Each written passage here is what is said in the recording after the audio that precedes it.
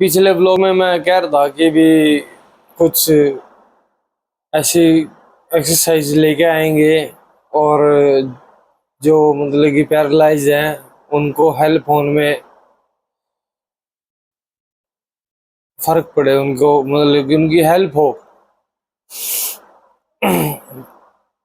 तो मैं कुछ एक्सरसाइज बताता हूँ जो आप रोजाना करना। अगर जिसके जिस साइड है ना तो वो उस साइड से करना।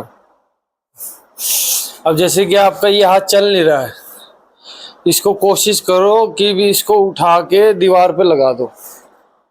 खड़ी दीवार पे खड़े हो जाओ और इसे धीरे धीरे अपनी उंगलियों से ना नीचे लेके आओ और ऐसे ही ऊपर ले जाने की कोशिश करो। 5 बार इस हाथ से, 5 बार इस हाथ से, रोज बदलते जाओ। 6 बार, अगले दिन 7, फिर 8, फिर 9, फिर 10। धीरे धीरे फर्क अपने आप लगना शुरू हो जाएगा। और भाई जिसके जैसे कि पूरे पैर शरीर में हो जाता है ना, पैर में भी हो जाता है, तो उसको क्या है, उसके नीचे ना, गोड्डे के नीचे ना तकिया रख के हल्का फुल्का, कुछ नहीं है, अपने हाथ से आगे पीछे हिलाते रहो उसको।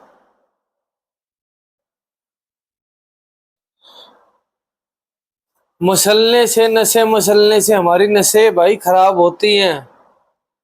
ये मैं बता दूं तुम लोगों को, नसें जो मसलता है ना, उससे नसें हमारी खराब होती हैं।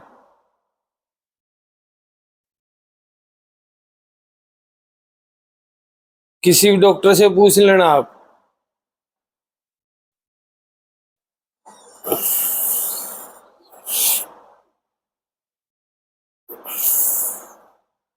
बीच में कुछ इंटरेस्टेड बातें भी करते हैं हम।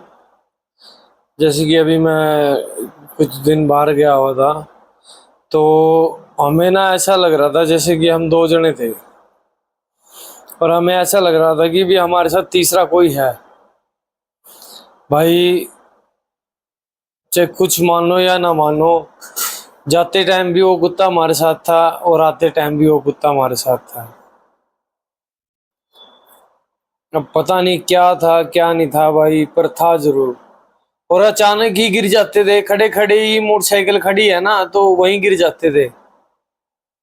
बहुत चोटें भी लगी, वो नहीं कि भी गिरे बहुत, पर चोटें इतनी नहीं लगी हमारे की भी हाँ जमाई वो, बिल्कुल कुछ भी नहीं है, इतना कुछ खास भी नहीं।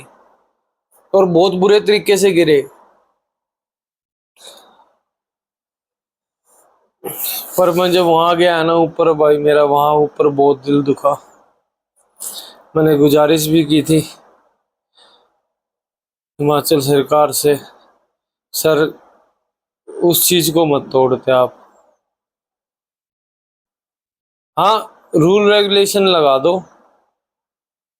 ये वहीं के लोकल लोग ही करते हैं। ठीक है सर, वो वहीं सब कुछ वहीं बेचते हैं और क्या कहते हैं, वहीं वो अपने टेंट लगाते हैं और वहीं इतनी ऊपर जाके वो बसते हैं। अब आपके ऊपर है सर कि आप क्या कर सकते हो। वीरभद्र जी ने तो पूरी की पूरी भांग कटवा दी थी। जो सीएम थे ना हिमाचल प्रदेश के, उन्होंने पूरे हिमाचल प्रदेश की भांग कटवा दी थी। और कुछ लोग कह रहे थे कि भी भांग कटवाने से उनके बहन के लड़के की डेथ हो गई। ऐसा कुछ नहीं है भाई। कोई इंसिडेंट कहीं पे हो रहा है तो इसका मतलब ये नहीं है कि उसका उससे कुछ जुड़ाव है। नहीं, ऐसा कोई वो नहीं है। ऐसा कहीं और हो सकता है, कनेक्टिविटी कहीं और हो सकती है इस चीज की। और भंग को तो यार हम जितना खत्म करेंगे उतनी उगती है भाई वो, उसको हम खत्म नहीं कर सकते। वो दवाइयों में, एंटीबायोटिक्स में, अफीम वगैरह ये सब उसमें भाई, तभी तो इनको एंटीबायोटिक बोलते हैं, पेन रिलीफ, कि एकदम पेन हो जाए। गुरु गोविंद सिंह जी ने ये नींव चलाई सी कि अदा करते हैं कि भी जवाना दे तां चोट लग जाती है पर जख्म नहीं पड़ता। जड़ी बूटियां नाल इतना असर हो नहीं रहा। तो उन्होंने ना की किया, उन्होंने किया कि भी फीम का इदा करते, फीम का ना आप खेती करते हैं, ठीक है। वो एक किस्म का यह जा वो है कि वो बंदे नू ना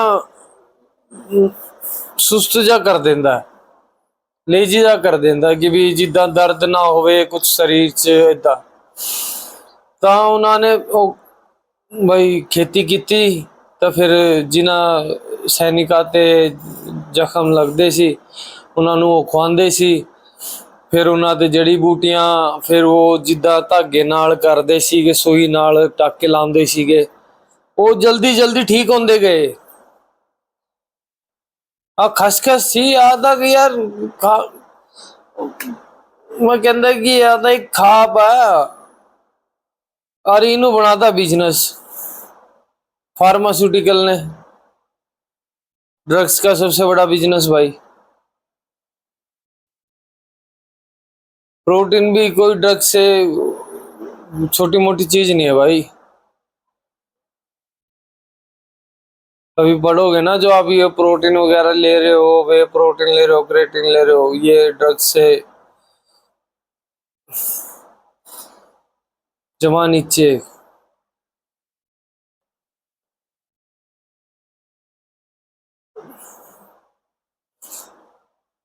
और मेरे छोटे भाइयों, पढ़ाई करते रहा करो, ठीक है। टाइम टू टाइम पढ़ाई भी जरूरी है। अगर कुछ जिंदगी में हासिल करना है ना तो पढ़ाई भी जरूरी है और खेल भी जरूरी है, दोनों को मेंटेन करके चलो। पता है, देखो मैं आपको ना एक चीज समझाता हूँ कि एक बच्चा 5वीं या 6ठी क्लास का बच्चा वो स्कूल से आया है, उसको होमवर्क भी मिला होगा, उसके बाद उसके माँ बाप ने उसको ट्यूशन भी लगवाया होगा, उसको वहां का भी होमवर्क मिला होगा। तो अब ये सोच के देखो, वो 5वीं 6ठी क्लास का बच्चा जो स्कूल में पढ़ाया वो याद रखेगा, या होमवर्क करना वो याद रखेगा, या ट्यूशन पे जो कराएगा वो याद रखेगा, ट्यूशन का होमवर्क है वो करेगा। एक बच्चे के ऊपर 4-4 टॉपिकों का भार है, 4-4 टॉपिक का। अगर आप स्कूल में ही एक टीचर का लेक्चर सुन लोगे ना ध्यान से, मैं कह रहा हूँ जिंदगी में आज तक आपको कभी भी जरूरत नहीं पड़ेगी दोबारा उसको याद करने की, सिर्फ एक हल्की सी रिवीजन मारनी पड़ेगी। काल्टा सर, मैं सच बता रहा हूँ, जब जब मैंने आपका लेक्चर लगाया है ना, मेरे को आपकी एक एक बात याद है, एक एक बात। रमेश सर, अशोक सर, ये मेरे बहुत करीबी थे। इनके भी जितने लेक्चर लगाए हैं ना मैंने आज तक, भाई मेरे को आज तक याद है। बराड़ सर के भी लेक्चर याद है, अजीत सर के भी लेक्चर याद है। मेरे को एक एक जो कहते हैं ना कि भी मेरे कॉलेज लाइफ के जो लोग थे, जो मेरे साथ थे, मेरे फ्रेंड्स थे, मेरे स्टूडेंट थे, मेरे कलीग थे, मेरे सीनियर थे, उनकी हर एक बातें मेरे को याद है कि भी कौन कौन कैसे कैसे कमेंट करता था, क्या करता था, क्या नहीं करता था, ठीक है भाई। और मैं आज आपको बता दूं कि मैंने इतनी बीमारियों का ना इलाज मैं टो चुका हूँ भाई, बिना वो सब कुछ करे, ठीक है ना। क्योंकि मैंने हार नहीं मानी, मैंने घर बैठ के पढ़ाई की भाई, ठीक है ना। तुम्हारी तरह नहीं कि भी हाँ एक बार हार मान ली तो मान ली। पर वो कहते ना साम दाम दंड भेद, भाई हमें भी आता वो चीज, सीखा हमने कभी किसी से, और वो सीखना बहुत जरूरी था। जब वो ना सीखता तो फिर चलो अगली बातें अगले व्लॉग में, अगले पार्ट में। जय श्री राम।